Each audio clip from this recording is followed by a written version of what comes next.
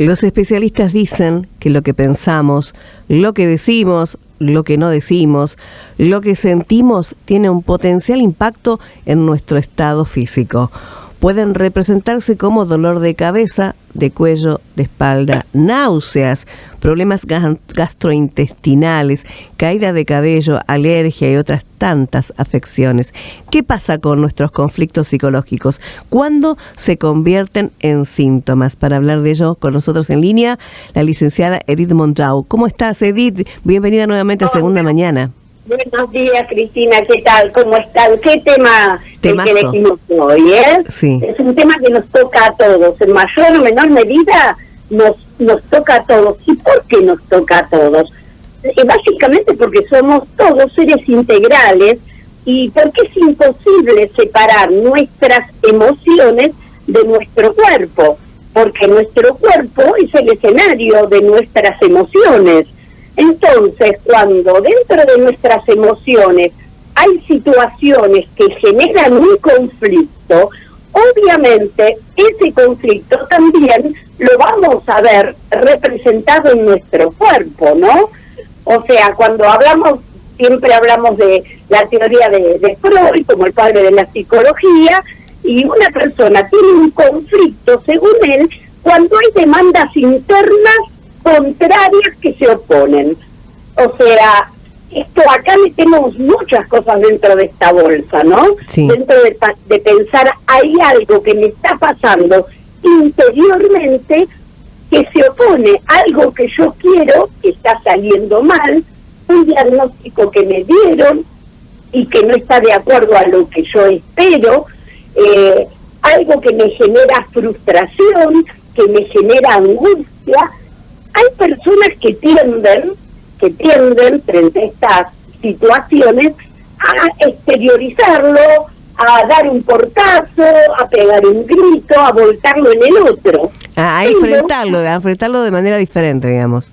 Exactamente, muchas personas reaccionan de esa manera, pero pero hay otras personas que tienen más proclividad a expresar en el cuerpo las conflictivas psíquicas. Mirá, para que nos pongamos de acuerdo en cuanto a entender, a mí me encanta Henry Hay, que fue un psiquiatra y psicoanalista francés, que él habló justamente de este tema, y él lo explicó de una manera que a mí me quedó, que creo que nuestros oyentes no se va a olvidar, ¿no? O sea, él habló de 5 aparatos que vos nombraste anteriormente, pero lo circunscribe en el aparato digestivo, respiratorio, cardiovascular, locomotor y cutáneo, todas las áreas que nosotros vemos afectados. Pero es un proceso en cómo las emociones van afectando.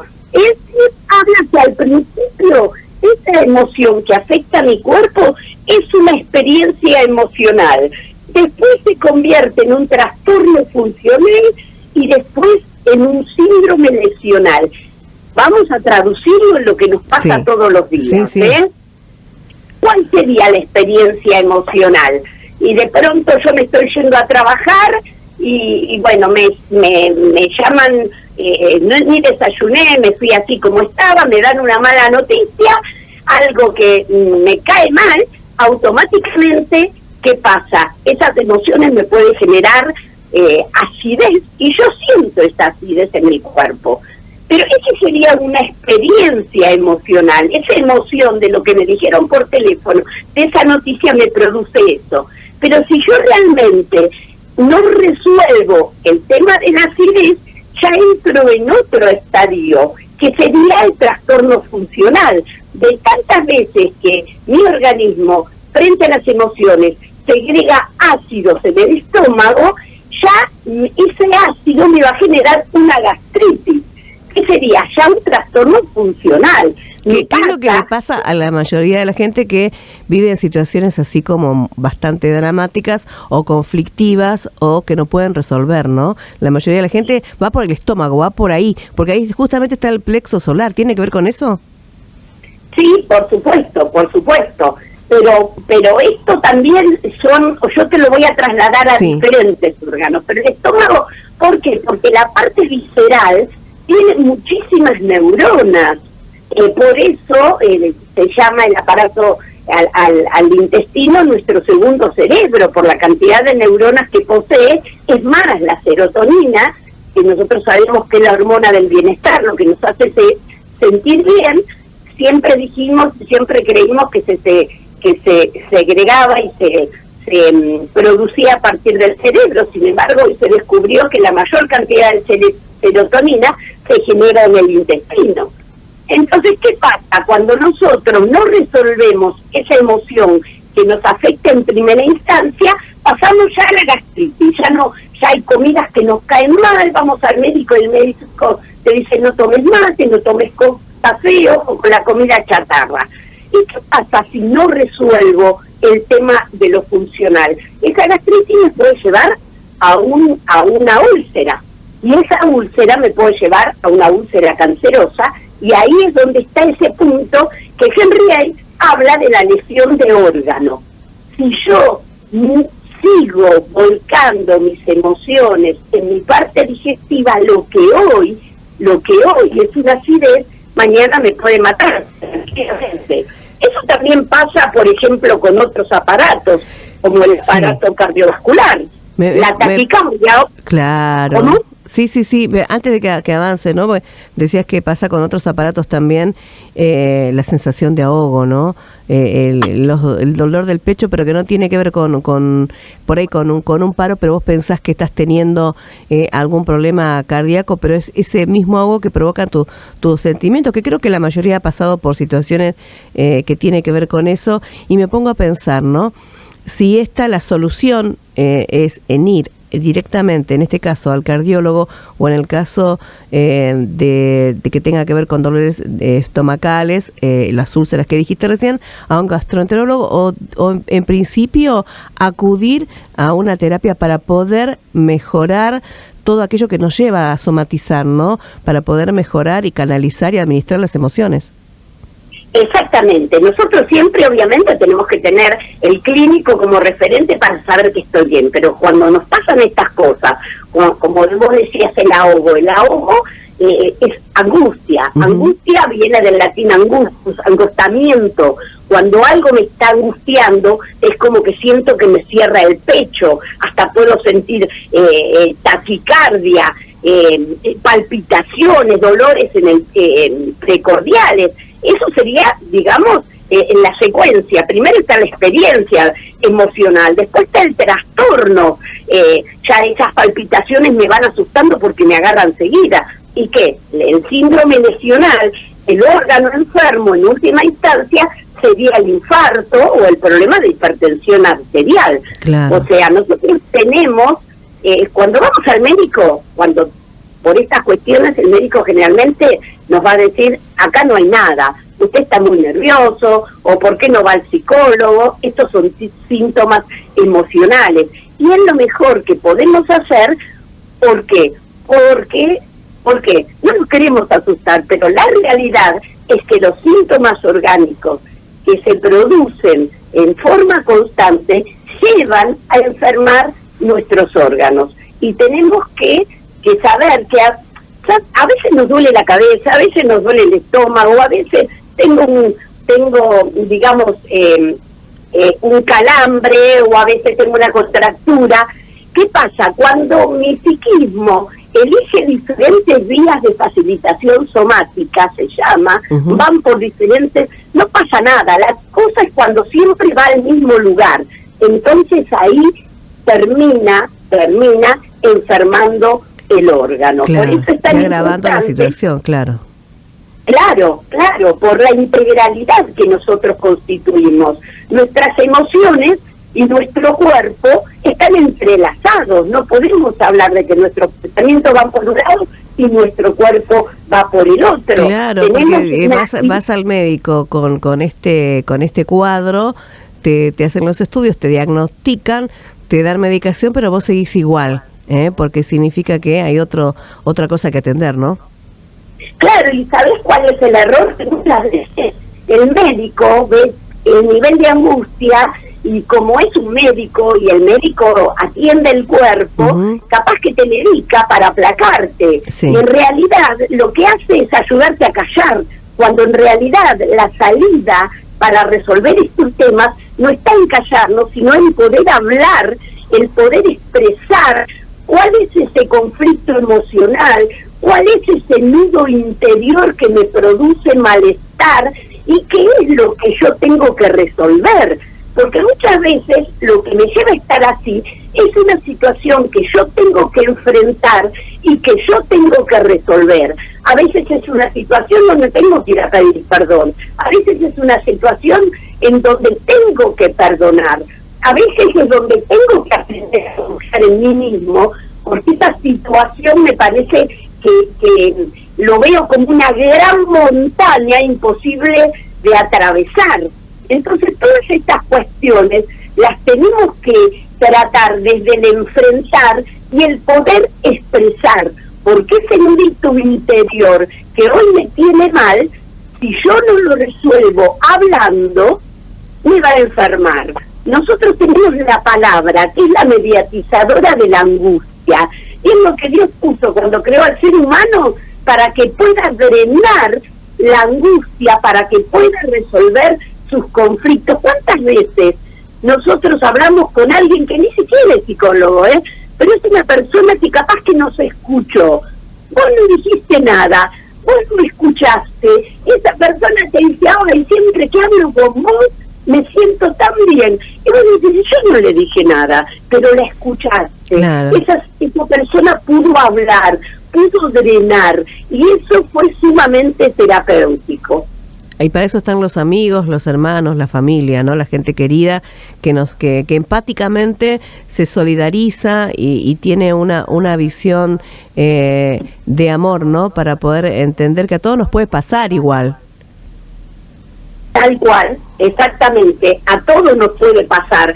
Por eso es importante que todo lo que esa actitud empática hacia los demás es muy importante también cuando lo detectamos en el otro, a ayudarlo, a alentarlo, porque no es un profesional, sea psicólogo, sea médico, porque realmente nosotros antes de decir esto es psicológico, tenemos que saber que no hay un problema orgánico. La vida siempre es así. Primero descartamos lo orgánico. No vamos a decir siempre que es psicológico, porque a veces el síntoma puede ser orgánico. Claro. ¿No? Esa premisa la tenemos muy clara con los psicólogos, ¿no?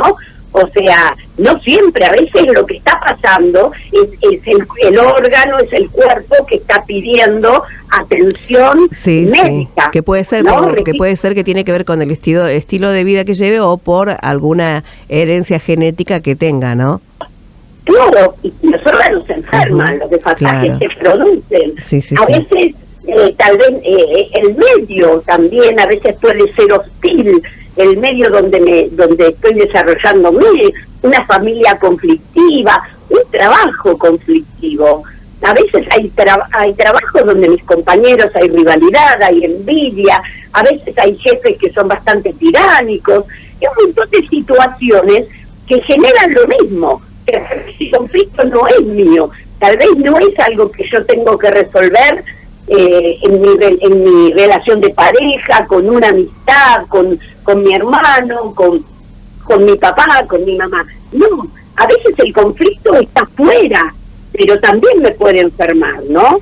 Ahí está, y me lleva a pensar, ¿no? Vamos a la parte psíquica, ya hablamos de la parte física, también un poquito de cómo prevenir, podemos hacer una conclusión, pero me gustaría quedarme un ratito en la parte psíquica, porque a veces aquello que nos lleva a sentirnos mal y a decantar en un dolor de cabeza, dolor de estómago o prolongadas crisis de llanto, tiene que ver con situaciones que por ahí no son tan reales, pero sí las instalamos en la mente y le damos una identidad, protagonismo tal que creamos ese propio monstruo, ¿no? Exactamente, muy bueno tu intervención, Cris, porque realmente nosotros somos los que le damos la trascendencia al problema. O sea, nosotros somos las que a ese problema le damos la carga de negatividad, o de pronto lo podemos tornar en un desafío positivo. Es decir, esto que pareciera que es tan difícil, yo lo voy a tomar como un desafío a superar. yo voy a aceitarme de esta situación, voy a hacer que me resbale, porque yo soy la que decido que las cosas me afecten o no. Muchas veces es muy fácil echarle al otro la culpa o decir que el otro hizo esto, que muchas veces tengo razón si lo hago, pero yo tengo que cuidarme a mí, yo tengo que tornar esa situación en que no me dañe y decir, yo no merezco ser dañada por una persona que actuó de una manera tan negativa, tan baja, de una manera tan perjudicial, y poder armarme una burbuja en la cual yo decido qué cuestiones me llegan y cuáles no, y qué miserias humanas van a formar parte de mi historia y cuáles decido que no tengan más que ver conmigo. Claro, y también ser en esto, porque todos nos podemos equivocar, ser misericordioso con el otro, tratar de en principio, pienso, me parece, porque el otro, como yo también, soy una persona que puede meter la pata, digamos, y entonces puede sin querer generar una situación de estrés en el otro, pero si el otro no avisa lo que está pasando en el canal de la comunicación, hay una falla. Creo que eso podía acrecentarse de los dos lados, supongo, ¿no? Tal cual, me gustó esta palabra que usaste, Cris, misericordioso, ¿no? Porque la palabra misericordia viene de dos palabras, miseria y cordia, corazón. O sea, cuando yo evalúo la vida, evalúo una situación y le pongo misericordia, le pongo compasión, estoy entendiendo que el otro es un ser humano falible igual que yo, que comete los mismos errores, y en lugar de ponerle una carga de juicio a su conducta, ver que hay miseria en su vida, que también hay cosas que de procedimientos que no son lindos, como tal vez en mi vida también los hay. Totalmente. Y ese poner mi corazón en la miseria, esa actitud perdonadora, esa actitud de, digamos, de compasión compasiva, que es altamente proporcional a los estados de salud. La compasión, hay muchos trabajos científicos, y en mindfulness se ve mucho, es de hecho la relación directa que hay entre la compasión que yo tengo hacia el otro, que tengo hacia mí mismo, perdonarme a mí mismo también, y los niveles de salud, cómo se elevan todas las hormonas que hacen a mi sistema inmunológico, a la capacidad de estar sano cuando otros en esas circunstancias se podrían enfermar físicamente. Totalmente de acuerdo. Te voy a leer un mensaje de una oyente que dice, Janet de Derqui dice: hola Cris, tengo una gastritis crónica y no me trataban, pero eso me afectó en la pandemia y me aparecieron otros problemas, y a raíz de eso me dijeron que si no me curaba terminaba en cáncer, con lo cual tengo una dieta estricta, pero cuidé un tío por unos años que se afectó de EPOC y fallece, y la internación y eso de ir y venir me agotó, pero cuando pasó todo me broté por 2 meses terriblemente el cuerpo, me trataron como que podría ser estrés o una intoxicación, y ahora estoy un 90% mejor. Gracias por traer estos temas que nos ayudan a entenderlo todo. Bien, bueno, nos viene a confirmar lo que dijimos al principio, ¿no? Cómo los problemas, cómo las angustias pueden llegar a un diagnóstico fatal. Lo ideal en estos casos, por esa proclividad a que un cuerpo esté afectado, en estos casos siempre tiene que haber un acompañamiento terapéutico para que la persona pueda drenar esa angustia. En lo que le tocó a esta persona del estar cuidando a un enfermo, vos fíjate que el tema del cuidador recién ahora se está enfocando y se están haciendo trabajos y se está dando lugar a atender al que cuida al otro, porque es una carga muy, pero muy grande. Yo trabajo en una compañía aeronáutica haciendo el trabajo de contención y de cuidado al acompañante del paciente grave, aquella mamá que traslada a su bebé grave, aquella hija que traslada a su mamá a otro lugar, porque la situación es tan, pero tan grave que en la ciudad donde vive no están los recursos avanzados para sacar a esta persona adelante. Imagínate cómo va ese acompañante. Claro, La sí. carga de angustia es pero sí. totalmente tremenda. Sí. ¿Me lo traeré con vida o volveré Sí, sola? sí. Las preguntas más diversas.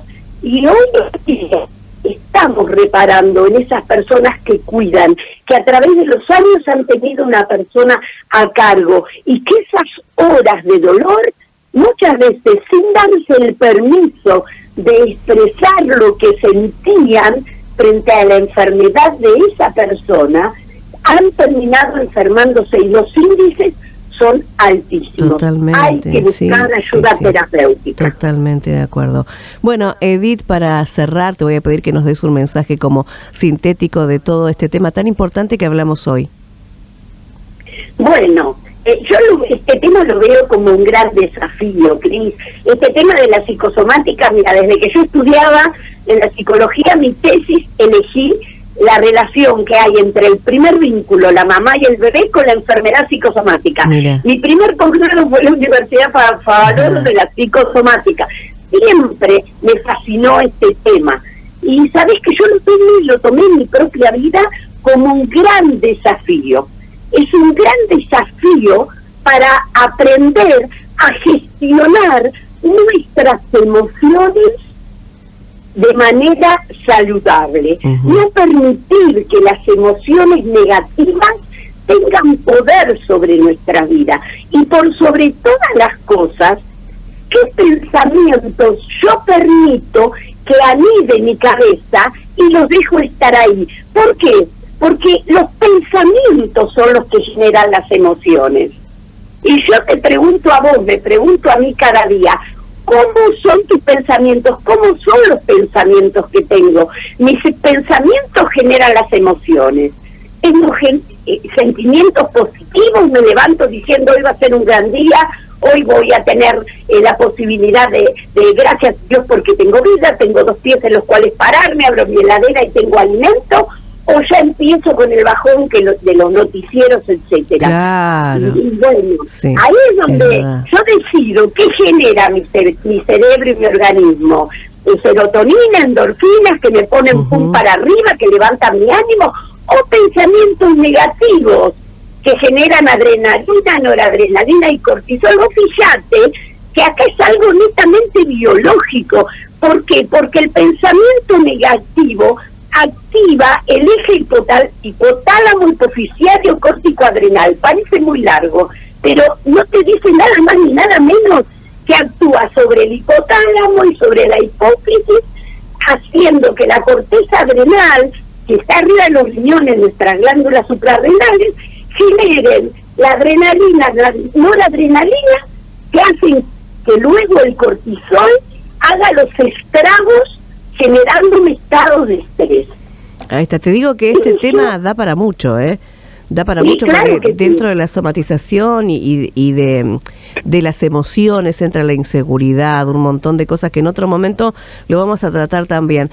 Ahora, lo que sí te voy a pedir para el cierre es que le cuentes a la gente dónde te puede encontrar, en las redes, en tu celular, dónde se puede seguir comunicando con vos por si tiene alguna consulta. Sí, cómo no, mi nombre es Edith Sinache Mondiau, y bueno, si ponen en el Google Edith Mondiau Corazón Inteligente, ahí van a ver cómo se escribe, porque nunca escriben bien ni el nombre ni el apellido. Y yo tengo una fanpage, estoy en Instagram, pueden escuchar los audios por Spotify, y tengo mi canal de YouTube. Así que de esa manera cualquiera de las redes pueden comunicarse conmigo, que con mucho gusto me encanta interactuar con los oyentes. Qué linda, linda, linda gente. Gracias por ser parte de Segunda Mañana. Te mandamos un gran abrazo y hasta el próximo miércoles. Otro, Cris, un gran abrazo. Chao, mi amor, chao.